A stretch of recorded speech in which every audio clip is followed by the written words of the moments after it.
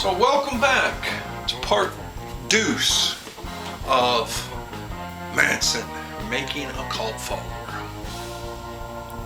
Was that the name of it? I think it was. Well, where we left off in part one, we were talking about how I met John Michael Jones for the first time. It wasn't in person, it was on a telephone call. Remember I said that he called me up and said, "This is John Michael Jones, I have Manson on the other telephone." Took a telephone, turned him like this, and me and Manson talked to each other for like 15 minutes on John Michael's dime, and we're probably on John Michael's tapes that he had laying across the floor. So if anybody's more qualified to talk about John, it's me, since I'm on the tapes, right? So let's get into this. John Michael Jones, part deuce. We're going to take a deuce on So John. Then after I was in the after I was in the conversation with Manson, then I got put into all these Facebook groups and all these little clubs and cliques and everything that has to do with Manson. And I never really contributed much. I just watched what they had to say. And that was where Ben Gorecki came into the picture. It was John Michael who introduced Ben Gorecki to Charles Manson, because Ben Gorecki, he was like, when I first met Ben Gorecki, he was like Richie Rich from remember that cartoon Richie Rich, where he's just like pulling money out of everywhere. It's like, here, have $1,000, here, have $1,000. That was Ben. I don't know how he got so much money, but all he ever proved to me was, man, he had a lot of money and he was pulling it out everywhere. So John Michael Jones, he can't let a good opportunity pass him by. So that's where Ben Gorecki came into the picture with John Michael Jones, because Ben Gorecki had a lot of money, and I think John Michael was trying to get Ben to send some of that money to Charles Manson so that John Michael Jones could claim credit for it, because he's the one that brought Ben. You know how this all works. In the process of it, John Michael was selling Ben all kinds of things, selling him a ton of stuff, here, buy this, buy this, buy this, everything Charles Manson, buy this. And that's where our story starts today. Making Manson. What am I to say of Making Manson? If Making Manson, it must have been made for the amateur people, because if I was to make something like that and put it on back porch tapes and try to convince people that Manson he didn't have anything to do with it, he wasn't involved, they would laugh at me. Because I would laugh at me because I would be insulting their intelligence. So the people that in the comments, they're way smarter than the people that created this show for Peacock. And now it's brought to you by Shorty Shay, the Shorty Shay toy. The toy that Manson was never involved with. Now back to the show again. Come on, man. Manson was never involved. What about Shorty Shay? Didn't Manson go over to the house and tie one of the victims' hands up, and then the people went in? Wasn't Manson outside when the people took off to go murder other people? And he didn't stop him? He wasn't like in front of the car saying, no, no, no, him and Shorty both, no, no, no, no, you can't do this. Well, for the stupid people out there, that's called conspiring. Because you didn't do anything to stop him, and you knew it was happening. That's involvement, John Michael. And Peacock, and everybody directing this thing, and wow. Okay, I confess. In the last video, it might have sounded like I was being mean to John Michael Jones. You notice I haven't called him Mikey Jones? Well, I've come to the conclusion that John Michael Jones is fitting, because he must be two people. He must be John Jones and he must be Michael Jones, because one person can't be so stupid. But now we're getting to the video where in Making Manson, John Michael tells about himself. They don't do any investigations on these people that they put on the shows. They just gladly bring them on, and then they have them tell about themselves. And John Michael told us about himself that the same old story that you always hear, the drug user who had a revelation. Okay, it starts like this. Tweeker Jones now an autograph collector and a drug user at the same time. So he's writing autographs out to people, or autograph, requests out to people as he's doing his dope. And he's doing that out of the kindness of his Tweeker Jones's heart. No, that ain't why he's doing it. He's doing it to get money. That's what he says right in this thing. He says, hey, I was Tweeker Jones, and I was writing Charlie because I knew his autograph was worth some money. And you know how tweakers are. We'll take all the money we can get. So he's sending off these letters. And then it also says that Tweeker Jones, he describes it as, I came to a revelation. I knew that they were, this is the moment they should have put in where he was crying.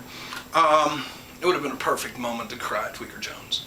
But anyway, he had a revelation where he knew that Manson was, oh man, this dude ain't like it. So all the Tweeker money, that's how we're going to Manson now. All that's going to you, Charlie, because I love you so much, brother. You're the man. You're the man, Charlie. Thank you, Jesus. It was a come to Jesus moment. They said it right here. It wasn't as revealing as what I just said, but hey, they're not the backboards. In Making Manson, we also have George Stimson, which Jason Freeman likes to refer to as George Stepson. So George Stepson, he's in this too, and he's an author. And they say, because I've watched a lot of stuff about this Making Manson, I've watched the producers talk about it, I've watched all kinds of things. And they say it's based on George Stepson's book. Jason Freeman's such an idiot. He actually wrote George Stepson in the paperwork to the court. George Stepson. So now that's who you are, George Stepson.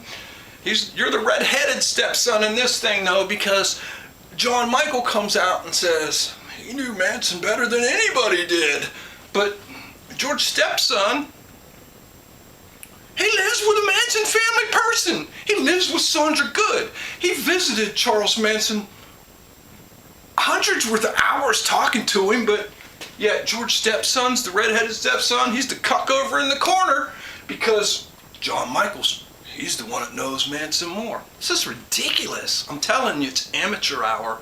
It's amateur hour you got going on here, but I know why you didn't have George Stepson. Because George Stepson is so slow. It's like you'd be going, okay, quit riding my clock, George. Get on with it. Call me crazy here, but I was crazy when crazy meant something. But call me crazy here. Are they trying to say that Manson had no involvement in the killings, but yet then Manson went in Mexico and killed a couple people? I'm baffled here on what this thing is actually even about. Seriously. It's amateur hour again for people making these docu-series. First off, could have been 2 hours. Hour and a half at the best. I mean, that would have been really good. Talk about this stuff, have maybe Gypsy in there dancing around naked. Then it would have been interesting. But this stuff, come on, man. Come on. Come on. You could have did better than this. And you said it took 2 years to make this? 2 years? I make this Back Porch Tapes video in like 15 minutes, man, and it's better than this. God, the people that watch this Manson stuff, they're smart. They're really smart. And a lot of them are in the comments, and a lot of them, you can't just tell them something and have them, oh, just accept it. They don't. They'll tell you you're full of it, and they'll tell you otherwise, and they'll go into big detail on how you're wrong. I call BS on 20 years of telephone calls. There ain't no 20 years of telephone calls here. I know it. Tweeker Jones knows it. George Stimson knows it. They just allow him to say that because it sounds good. 20 years. I was talking to him for 20. No, you weren't. No, you weren't, man. And if you were talking to him for 20 years, you show me the one that was 1997, play that one, and then play the last one in 2017 before he died. That's all you got to do. And another thing you could do, you could also play, hey man, Show me the telephone bills that you used to get when they used to have to, you know, you had to record it like I did at Radio Shack with a little sticker thing on the, like back in the 90s before cell phones were ever around. You could just easily record, you know.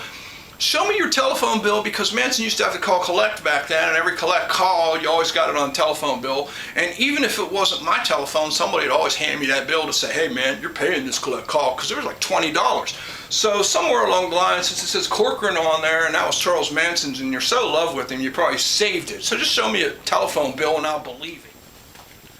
I don't really know how Gypsy can go on these shows either, seriously. Come on, Gypsy. One of my questions would be, so where was you the day that they were all conspiring? You know, when Manson was in San Diego and he was on his way back, you guys were all conspiring to get Bobby out of jail. Wasn't you involved in that too? Wasn't a lot of people involved in that like Charlie was? Wasn't you all talking each other into it? Must weigh heavy on Catherine Sher to know that she was one of the people sitting there conspiring with these other people to have some people killed to get him out of jail. Kind of sucks when you put it like that, don't it? Damn, that kind of sucks. So maybe it's less of a love-hate relationship and more of a, man, I kind of feel guilty about this. I don't know. They didn't ask the right questions. They never do. Because the people that produce the things, they really don't know anything about Manson. You got to explain it. I bet you Tweeker Jones was on the phone for hours and hours and hours explaining Manson to these people, because these people don't know Manson. And they're listening to what Tweeker Jones is saying, and they're just taking it in, and then they make a show about it, and it comes out exactly out of Tweeker Jones's head. It's because nobody knew anything about it. They should get people in the comments. They should produce the show, because they would be like, no, that didn't happen. Come on, Gypsy. Wait a minute. But they just don't do that. So if you're watching Making Manson, it's fine. I used to watch all this stuff too. But just take it with a grain of salt. It's entertainment, and it's all for entertainment value. Because the people in it, they're telling you about themselves. The falling out. Everybody wants to know the falling out. Why don't you like Michael Jones anymore? What's wrong with Tweeker Jones? He's a good tweaker guy. I know him. I know him well. I've heard that a bunch of times. Okay, here's the falling out. Here's what happened between me and Tweeker Jones. It wasn't me. I mean, he's the one that, he deleted me out of his life. Because he couldn't handle me anymore, because I'm high strung, man. I'm like Kung Fu. I'm like a bad Godzilla movie. Watch the first video. Anyway, it started like this. Okay, I'm in all kinds of autograph collector clubs everywhere. Or I was at one point. No more. I ain't in none of them anymore. But at one point I was, and I was in a lot of serial killer collector clubs too, you know, where they have autographs and all kinds of stuff that pop up. Manson popped up a few times in there. And it'd be like a good place to go buy. You know, if you see something you like and it's pretty cheap, whatever, buy it, you know, what have you. And then there'd be people that put autographs out and they asked what people thought about them and stuff like that. Well, one time that happened, it popped up, there was a Manson autograph that popped up. And the guy who posted it said, what do you think about this Manson autograph? And then somebody tagged me, of course, because they love to do that. They love to tag me above, below Manson stuff all the time. It's like, he's the expert, he'll tell you. Oh, why me? Why do I gotta be the messenger? The messenger always gets shot. He always gets shot. Don't be the messenger. Somebody gives you a message, say, oh, no, I'm not taking that message to nobody, because the messenger always gets shot. And that's what happened in this thing.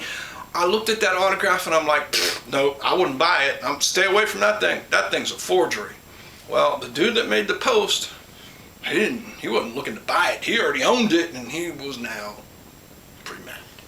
So he started going off. He started calling me all kinds of names. It's the dude with horns, you know, the dude from Gilligan's Island with horns and a forked tongue.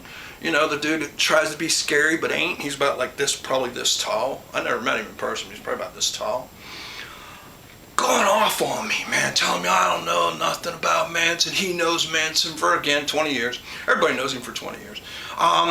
he knows Manson and his good friend John Michael Jones. He'll come in and confirm this autograph's real because that's who he got it from. And that wasn't long, and good old Tweeker Jones, he was in the comments too. He was giving me how it was real and how I was stupid and how, okay, whatever, man, I don't even care. I don't even care. I'm the messenger here. I'm not the guy delivering this crap to you. I'm the messenger, and you guys are both attacking me for, oh, it's authentic. Okay, I submit, it's authentic. You're right. What do you want me to say? It's fake, dude. So, now my next question to Tweeker Jones was, where'd you get this stuff at, man? I still want to know that, Tweeker Jones, because you never answered. There was a pause like elevator music. Tweeker Jones was gone. I wasn't in the group anymore. Tweeker Jones. He deleted me out of his life. But you don't have to take my word for it. Again, that's just my story. And I can't really prove it because I didn't screenshot any of that stuff or any of the autograph. But again, the internet screenshots everything if you can find it. John Michael Jones page on his autographs. John Michael Jones from Brockton, Massachusetts. And what kind of member are you, John Michael? I'm a professional authenticator. He's an authenticator, man. I have an authenticator for court, and I had to pay her twice. $565 an hour. Like, hurry, fast, do this quick. He ain't no authenticator. I hate people that put this kind of stuff out. He put authenticator, collector, fan, and dealer. He's all of them. Here, I'll sell you something, and I'll authenticate it too. That don't happen in the real world, man. You sell something to somebody, you can say, hey man, I got this from Charlie, I'm his good friend. Okay, fine, thank you very much. And then you take it and get authenticated by somebody else. It don't work all in unison like that. If it did, there'd be a lot of Tweeker Joneses out there taking advantage of people. So, what's his business? His business is Charles Manson in all mob-related items. So Tweeker Jones already had an autograph page saying that he sold Charles Manson autographed memorabilia, and he was a professional authenticator and dealer and collector and fan. Biggest of all, he's a fan. Well, it happens to be that the internet had the same problem as the little buddy with horns on Gilligan's Island had. He was questioning the autograph that he got from his good buddy, John Michael Jones. So here, this guy don't even know Tweeker Jones. He's just asking Tweeker Jones because Tweeker Jones now has an autograph page, and he's an authenticator. It goes like this. Here's the question. I purchased this postcard. When asking the seller, how do I know it's authentic? He said his good friend Tweeker Jones gave it to him, and Tweeker Jones authenticated it. I've not seen a Manson signature like this when researching. I hope I did not get duped. So I thought I'd contact you directly since it was your name, Tweeker Jones, that was given to me. Well, if I'd have to answer this guy's thing, I'd say, sorry man, your signature and your postcard, it's like tweaker dust. It's not real, man. It's just an illusion of being real when there's some tweaker that's selling it to you. Because he had a revelation that, you know what, man, all this money's going to Charles Manson. So he must have been giving all the money to Manson for all these autographs that were not real from. I mean, it would have been easy for Charlie just to sign these things, right? We'll get into that. I don't think it would be so easy. Tweaker dust. Oh, goody goody, John Michael Tweeker Jones responded. And we get to see what he says. The internet is such a lovely thing. I know him, John Tweeker Jones says. And remember when he signed these photos. I know him and I remember when he signed these photos. That's what Tweeker Jones says. He signed a stack of them, and every one of them was signed with a black Sharpie, just like this one. Just like this one was. It was when the Hobbycraft program was in effect and these type of felt tip pens were allowed. Oh, I'm glad you explained why he's allowed to have a Sharpie, because that was going to be my next question, Tweeker Jones. But I'm glad you explained that to me. Wow, that makes sense. Hobby program. I know this signature better than my own, Tweeker Jones says. He actually says that. I know this signature better than my own. Why is that, Tweeker Jones? Are you making Manson at your kitchen table, pal? Because I started suspecting that after about 150 of these fake autographs started pouring in all over the place. And poor Ben Gregg, he bought a pile of them. He started giving them away to people. It was like, oh, Ben's the kindest person in the world, just giving away free Manson signatures because they were made by Tweeker Jones. They were authenticated anyway by Tweeker Jones. And he knows them better than his own signature. Why is that, Tweeker Jones? Why do you know Manson's signature better than your own? I know my own better than Manson's. I mean, whatever. And this is just one way too sloppy to be fake. Wait, this one is just way too sloppy to be fake. Oh, that makes all kinds of sense. Every authenticator says that. That's what they say that in authenticator school. If it's too sloppy, it can't be fake. No way it can be fake. It was obviously signed extremely fast. Obviously. It looks like it was signed extremely slow to me, though, Tweeker Jones, because it's really whatever. So much so, the pen never left the photo. A forger would have put more effort into getting it right. You mean a good forger, Tweeker Jones? One that's tweaking? I don't know. I've seen CM sign like this many times before. That's why I used it as my template. Well, he didn't say that part. I added that in. I'd venture to say this was one near the end of the stack, where he was either looking away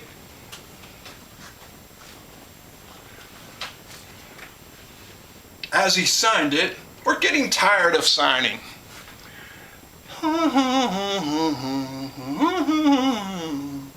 Oh yeah, maybe that was it. Wonder if he convinced this guy. Having said that, and taken all of the above into consideration,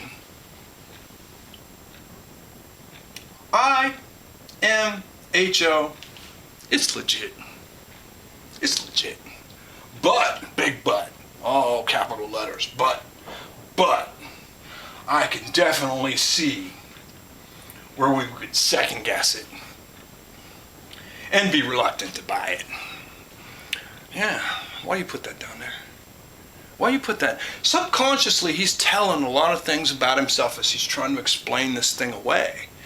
First off, Manson can't get stacks of photos in there. He bitched at me several times. If I'd send him a few like 5, 6 photos at a time, he would get mad because of the fact that when you get 5 photos in the mail, you're only allowed having 20 photos at a time.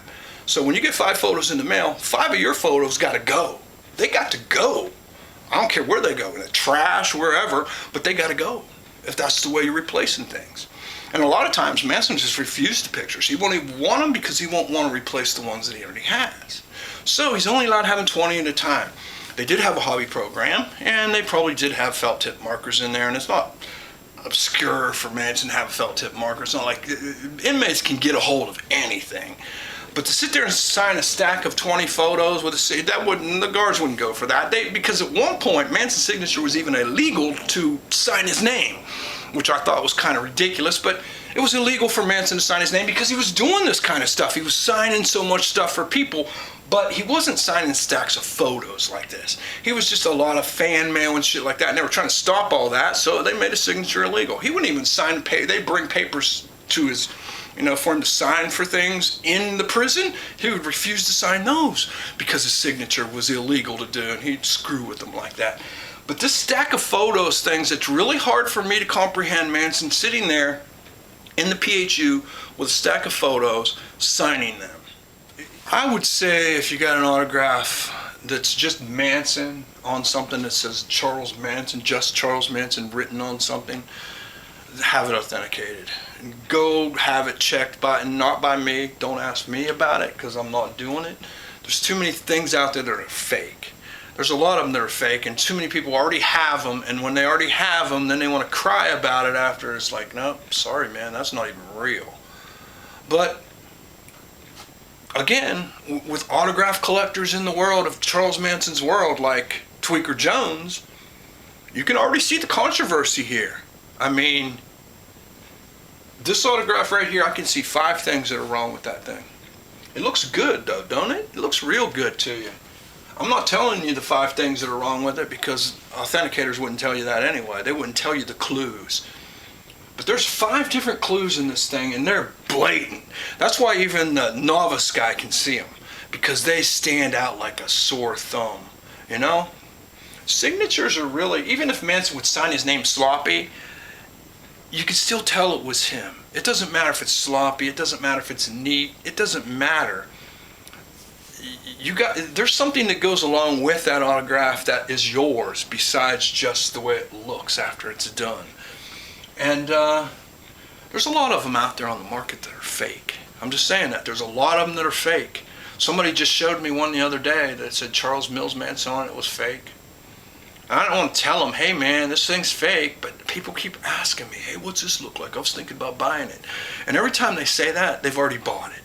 And I don't want to say, you know what, don't buy that, because they always come back with like the Gilligan's Island guy, all PO'd and mad because, oh, it's real. So, the attitude that dude took with that autograph, he obviously probably didn't keep it, because then he has a little bit of speculation. He's like, oh, I don't know, man. There's a couple people in the comments even said that, so he probably sold it to somebody else. Under the pretense that it was real. That's how this stuff gets passed along, all along the lines. So, beware of the fake Charles Manson autographs out there. And a lot of that stuff came about, you know, through the following of Tweeker Jones here. And that's when we weren't friends anymore. We just weren't friends anymore. And then he became like bitter enemies with me. And we're probably going to have to get into that later, because this is a docu-series and we're spreading this stuff out as long as we can, like they did. I mean, again, probably could have did that show in about an hour and a half, Tweeker Jones. And there was no revelations there. There never was. There isn't any revelations to Manson until you start getting to why they picked Sharon Tate. Why did they pick her? You know they picked her, but why? Oh no, you don't know why. That's why you didn't put it in your show. Those are the revelations, though. Not, oh, Manson, he took a school bus down to Mexico, and he was diving off the cliff in Acapulco. And while he was there, he killed people. Who cares, man? Who cares? And until next time, we come back here and talk to you about the third part of Tweeker Jones and